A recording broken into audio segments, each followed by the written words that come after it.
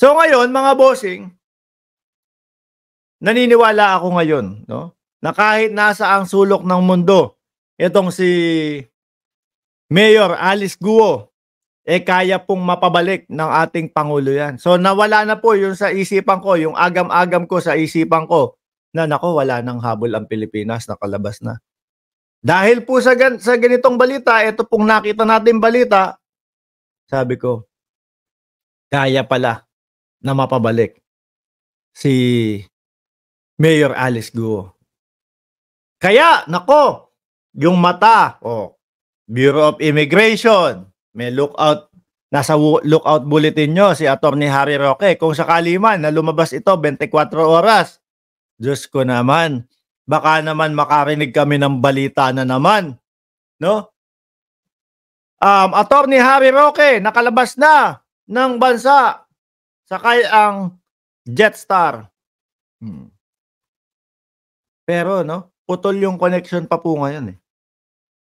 Ano yung putol ang connection na sinasabi ho natin? Putol ang connection dahil hindi pa din ho nagkakaroon ng balita, no? Kung paano lumabas. Baka mamaya yan, meron na yan. Kung paano lumabas si Mayor Alice Guo sa Pilipinas. Kasi yung nakita ho na litrato, mga kababayan, dito, no? Ano na to? July 21. So 3 days ago na po ito, mga kababayan. 3 days ago, nung sinasabi ni Senadora Risa Ontiveros ng paglabas ni Mayor Alice Guo. Ayan. Diba? Pero, madam, kahit nasaan ka man, mapapabalik at mapapabalik ka basta mahuli ka, no? Sa ibang bansa. Gagana ang Interpol dyan. Hello, Sir Mark. At yan yung maganda, mabuti ang ating presidente, nakikiisa yung mga kaibigang bansa. Correct ho, mga kababayan.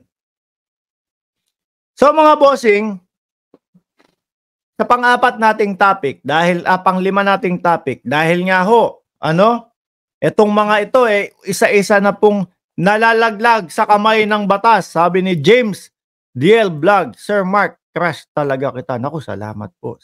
Sir ba o ma'am? James No. Ayun si Sir. Salamat ho, no? Naalala ko si Kap ninyo, mabait ho talaga 'yon. Talagang tahimik lang ho 'yon, mga kababayan.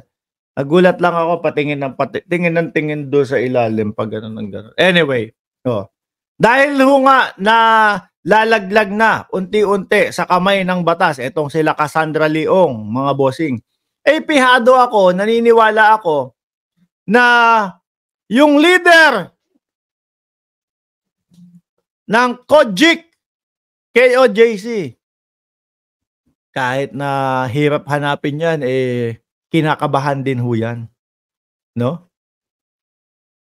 Kinakabahan din ho yan, mga kababayan. Lalo na po, lalong kakabahan yan, mga bossing, kasi mukhang ito, pinupuwersa na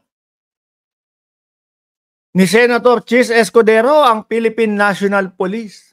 Ito. Baka yung iba sa inyo hindi pa alam na wanted itong tao na ito, na nagtatago. Itong si Pastor Apollo Kibuloy. Yan, nakasulat. Doon sa mga hindi ako naniniwalang may Pilipinong hindi alam na wanted ito. Pugante ito. Ang kaso, Anti-Trafficking in Person Act at saka yung child abuse, alam ko kung hindi ako nagkakamali. 10 milyon ang ma-receive nyo, ha? Ewan ko na lang kung di nyo pa di alam yan. So ngayon, mga kababayan, nagsalita na din po ang Senate President. No? Medyo yung pagkakasabi niya dito, medyo hamon ito, mga kababayan, sa Philippine National Police. Sabi niya dito, medyo nakakahiya na ang PNP. Medyo nakakahiya na ang Philippine National Police. Dahil isa ito sa major na kaso na alam ng buong bansa at medyo sampal na sa kanila na hanggang ngayon ay hindi nila maipatupad yung warrant of arrest, mga kababayan. Senate President Francis Chis Escudero on the PNP unable to arrest Pastor Apollo C. Kibuloy. Mga bossing, Ako naniniwala 100% lalong-lalo na ho sa pangunguna ni General Marbil, PNP Chief General Marbil at ni General Torre, mga kababayan, no? Eh, gustong-gusto talaga nilang mahuli. Gustong-gusto talaga nilang masakote itong si Kibuloy. Gustong-gusto talaga nilang makuha, ma-serve ang warrant of arrest dito kay Kibuloy. Mga bossing, naniniwala po ako diyan. Walang ginagawang hocus-pocus o walang ginagawang kung ano-ano para hindi mahuli, no? Itong si Kibuloy, ang PNP. Sa madaling salita, kasama natin ang PNP o ang pambansang kapulisan na gustong-gustong makuha itong si Kibuloy. Kaya lang siguro po medyo talagang ang problema kasi sa PNP masyadong mababait po yung mga kapulisan natin. Masyado pong talagang yung maximum tolerance talagang sinusunod ho nila yan. Yun po ang kawawa sa ating mga kapulisan. Tingnan nyo po yung mga kapulisan sa labas ng bansa ng Pilipinas. Pag lumaban, kunyari, nagpupumiglas yung isang gusto nilang arestuhin. O may banat ka, sisikmuraan. Kami masasaktan Di ba? Kami masasaktan dahil sa kapipiglas mo, kakalaban mo. O, yan. May kalalagyan ka. Sa Pilipinas, mga kababayan, naaawa na din ako sa kapulisan natin Nakita nyo yung ginawa doon sa KOJC? Yung live, di ba? Binubuntal na sila ng mga grupo ng KOJC. Binobomba na ng katubigan. Wala pa din pong magawa ang ating kapulisan. Paano ho? Medyo konting tumulak lang sila ng konti para mabigyan ng distansya yung kanilang sarili. Sasabihin, ayan, lumalabag sa karapatang pantao na. Di ba? Yun din po ang hirap para sa mga Philippine National Police. Pero dahil nga po nagsalita ang Senate President, Chis Escudero, mga bossing. Tapos sasabihin, nakakahiya na ang PNP, hindi mahuli-huli si Kibuloy. Nako po, magdo-double time na po yan, mga kababayan, lalo. Kung ano yung double time nila bago magsalita si Senate President Chis Escudero, malamang sa alamang ho, mga kababayan.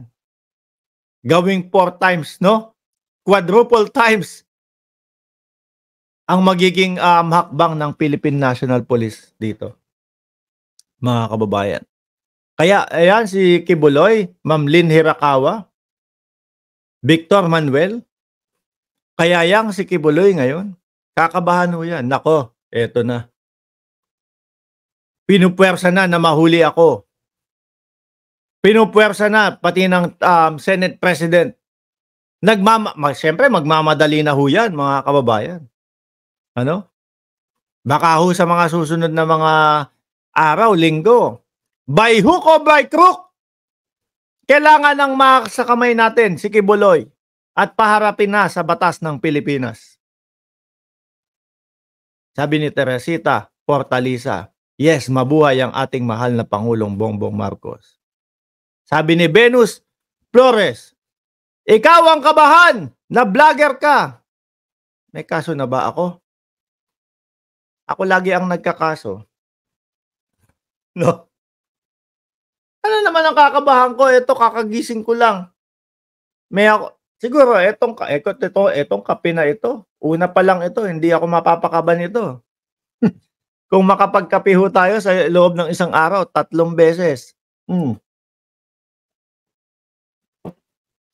Ano naman ang ikakakaba ko? No. Gwapo tayo.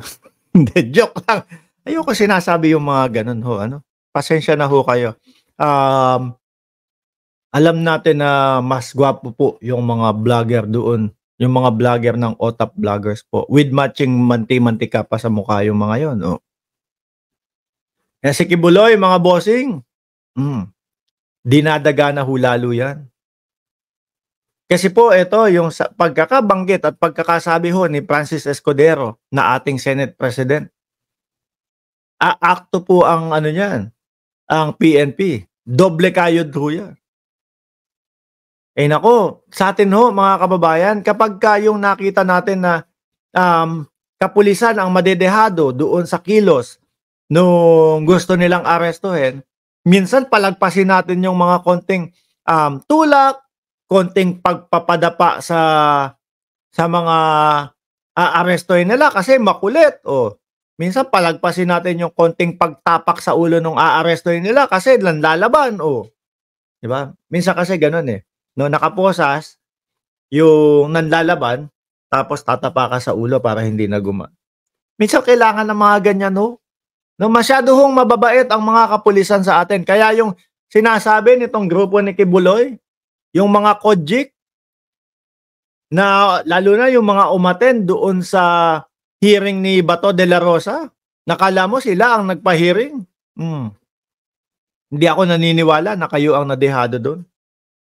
Kayo ang bumobomba ng tubig. Kayo yung bumubuntal sa mga kapulisan. Kayo yung sinasabing may mga dalang improvise na beng-beng at matatalim. Tapos babalik ta rin nyo ang ating mga kapulisan.